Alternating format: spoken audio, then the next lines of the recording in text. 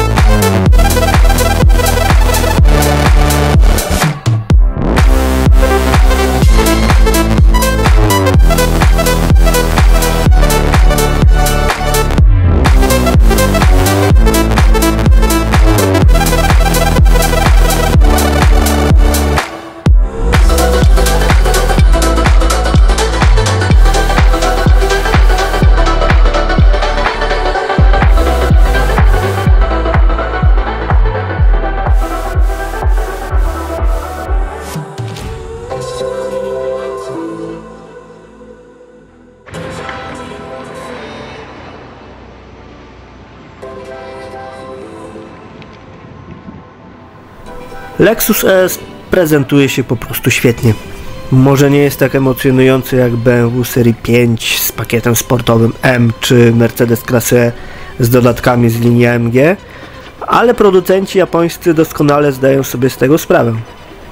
Niedawno wprowadzili nowe poziomy wyposażenia, takie jak F-Sport Design i F-Sport Edition, aby zaspokoić potrzeby tych, którzy chcieliby poczuć się, lub przynajmniej wyglądać, nieco bardziej sportowo w samochodzie tej klasy. Zresztą dla tradycjonalistów jest również coś w ofercie. Testowałem wersję Prestige, która choć miała nieco za małe felgi, a proporcje nadwozia mogłyby z powodzeniem pomieścić większe i moim zdaniem ładniejsze obręcze, to dla wielu osób stawiających na klasyczny wygląd i komfort felga nie będzie kluczową kwestią.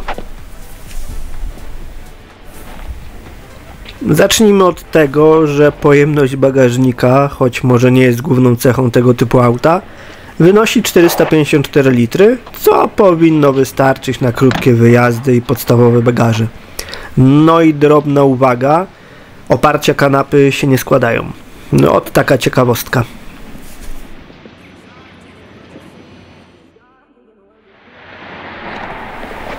Miejsca dla pasażerów z tyłu także jest pod dostatkiem. W zasadzie trudno byłoby znaleźć jakieś poważne zastrzeżenia, jednakże istnieje pewna kwestia, o której warto wspomnieć, zwłaszcza jeśli ktoś poszukuje nowoczesnych rozwiązań i dodatkowych ciekawostek. Niestety w przypadku modelu Lexusa ES na próżno szukać technologicznych atrakcji. Chociaż system inforozrywki został udoskonalony, to jednak nadal pozostaje w tyle za konkurencyjnymi markami takimi jak Mercedes czy BMW.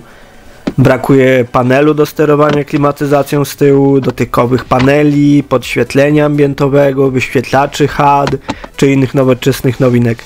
Ale czy to źle? Jak już wspomniałem, ten samochód jest skierowany do miłośników klasycznych rozwiązań, którzy wciąż doceniają tradycyjny styl.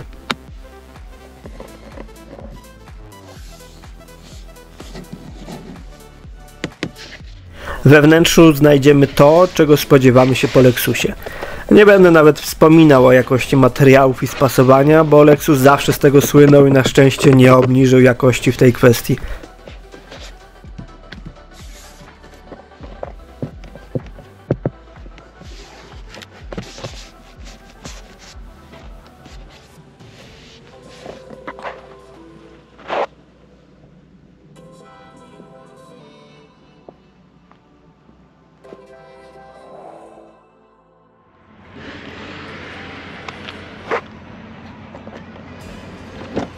Również układ wnętrza oraz ogólny projekt są spójne i bardzo estetyczne.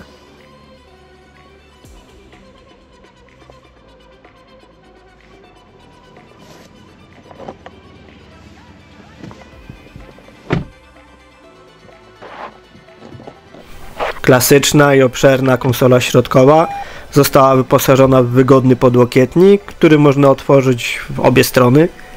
Bezpośrednio przed nim umieszczono ładowarkę indukcyjną, co stanowi dość interesujące i w sumie wygodne rozwiązanie. W centralnej części obok dźwigni i skrzyni biegów znajdują się uchwyty na kubki. Producent mógłby w przyszłości rozważyć zamaskowanie tego elementu np. estetyczną roletką. Powyżej znajduje się nieco staroświecki panel z przyciskami do podgrzewania foteli, kierownicy oraz szeroki panel sterowania klimatyzacją i multimediami, który jest naszpikowany przyciskami. Na samej górze konsoli znajduje się szeroki ekran systemu inforozrywki, który przypomina funkcjonalnością rozwiązanie m.in. z nowej Toyoty Prius. Przed kierowcą umieszczony jest ekran wirtualnych zegarów z czytelną grafiką i fizycznym pierścieniem. Po obu stronach daszka znajdują się klasyczne pokrętła typowe dla samochodów marki Lexus, choć pełnią one ograniczoną liczbę funkcji. Lewe pokrętło, a w zasadzie przycisk na jego szczycie, służy do wyłączania układu kontroli trakcji, natomiast prawe umożliwia wybór jednego z 3 trybów jazdy.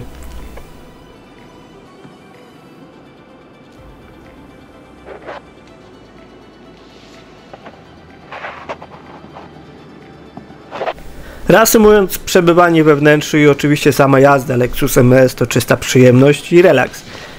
Miejsca jest tu naprawdę sporo, a pozycję za kierownicą udało mi się znaleźć od razu, praktycznie bez żadnych poprawek podczas jazdy. Fotele są wyjątkowo komfortowe, miękkie i wygodne. Nawet na dłuższych trasach nie odczuwa się uciążliwego bólu pleców.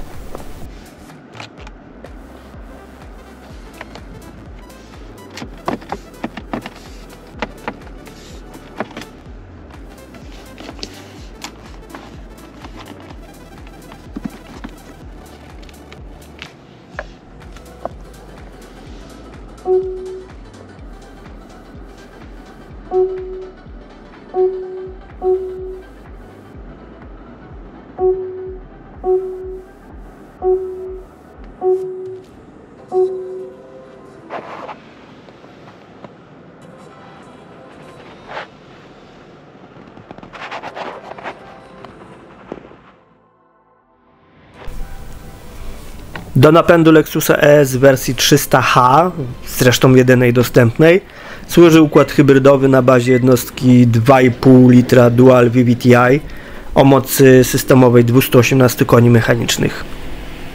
Ten napęd, który znany jest z wielu modeli Toyoty i Lexusa, cechuje się doskonałą wydajnością, solidną dynamiką i naprawdę umiarkowanym apetytem na paliwo. Choć nie jest to auto sportowe, ani nie szybuje jak typowy niemiecki pojazd na autostradzie, to doskonale sprawdza się podczas spokojnych i komfortowych podróży. O szczegółach i wrażeniach z jazdy opowiem za chwilę podczas pomiarów spalania. Pokonam po około 10 km po mieście, na drogach podmiejskich i na drodze ekspresowej. Zapraszam za kierownicę.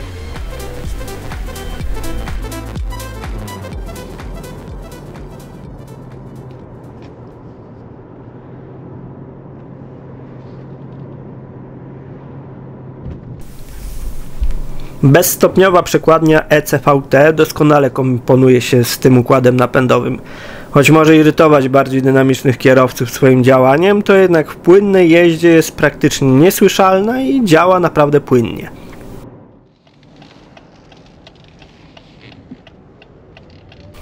Auto przyspiesza od 0 do 100 km na godzinę w czasie 8,9 sekundy, osiągając maksymalną prędkość 180 km na godzinę, ale to właśnie podczas umiarkowanych prędkości hybrydowy Lexus ES zyskuje na swojej klasie. Poziom wyciszenia do prędkości około 100 km na godzinę jest fenomenalny, a podczas jazdy w warunkach miejskich i podmiejskich układ napędowy praktycznie nie jest słyszalny. Silnik pracuje niezwykle kulturalnie i doskonale współpracuje z przekładnią.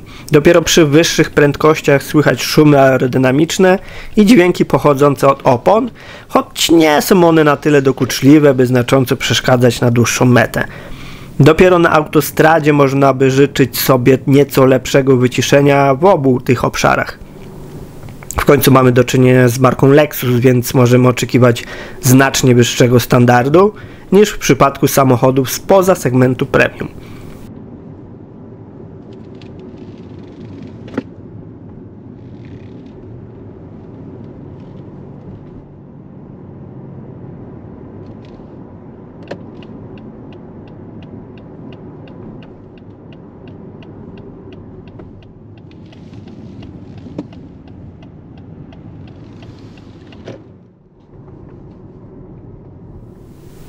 Średnie zużycie paliwa po około 10 km, w mieście to 4,5 litra na 100 km.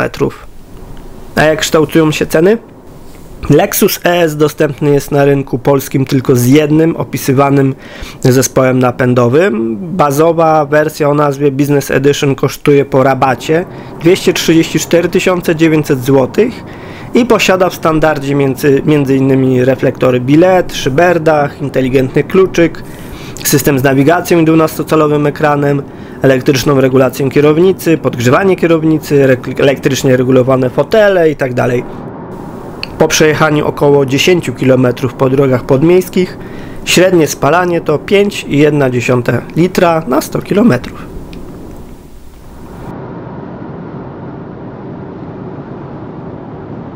Za wersję Prestige zapłacimy 307 000 zł, a topowy wariant Omotenashi to koszt 330 000 zł.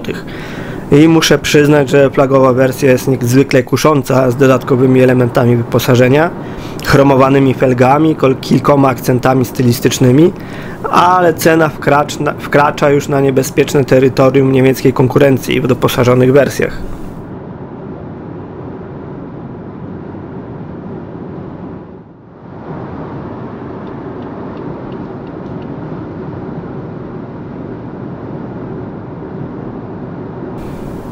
Po 10 km drogą ekspresową spalanie wyniosło 5,5 litra na 100 km.